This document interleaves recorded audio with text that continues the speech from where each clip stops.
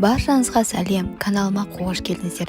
Сіздермен бірге бүгін қамыры жып-жұмсақ, іші толық пісіп шығатын жеп-жеңіл пирожкидің жасалу жолымен бөлісетін боламын. Бүкіл құпиясы қамырында. Видеоны соңына дейін қарап, менімен бірге болыңыздар.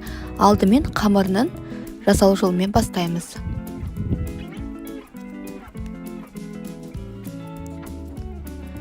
Ол үшін ыдысымызға жылы су, жылы сүт, сары май ерітіп, ашытқы, тұз, қант, сұйық май, бір жұмыртқа қосып араластырып, електен өткізілген ұнымызды қоса отырып, жып-жұмсақ қамыр илеп шығамыз.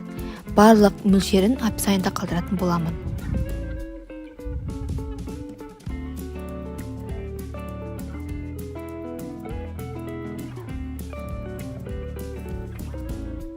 Қамыры қолға жабысқақ болса, қолыңызға майлап иленіз, сонда жұмсақ қамыр иленеді. Енді бетін жауып, жарты сағатқа жылы жерге қоямыз. Енді салмасын дайындаймыз.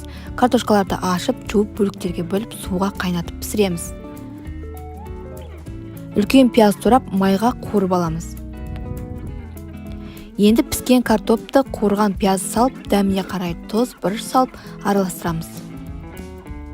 Езіп аламыз.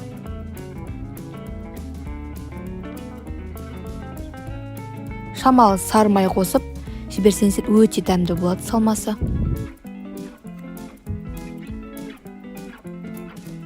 Міне салмамыз дайын.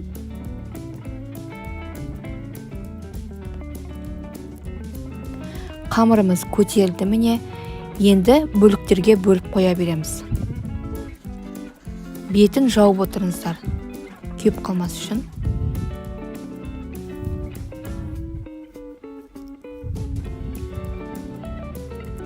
Енді біртіндеп алып, қолымызбен басып, салмасын салып, түйе береміз. Осы орайда табағымызға майды құйып, қыздырып қоямыз.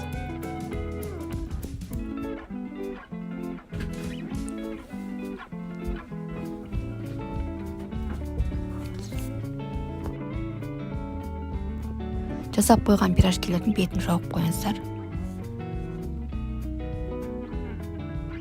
Сонда көтеріліп әдемі болып піседі. Міне пирожкилердің бәрін жасап қойдық. Енді табағымызға әдемілеп, екі жағын әдемілеп пісіре береміз. Бұл рецепт жасасаңыздар, өкінбейсіздер, сатылымға жасасаңыздар да болады. Керемет мінсіз болып шығады.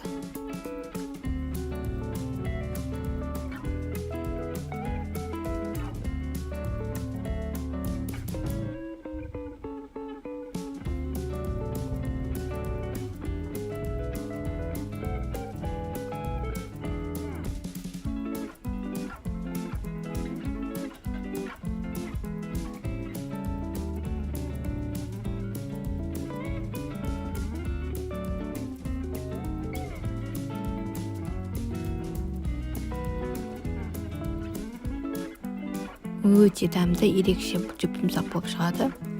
Сіздермен болған жансая, назарларыңызға рахмет. Каналымды қолдап, тіркеліп, достарыңызбен бөлісіп, лайк басуды ұмытпаңыздар.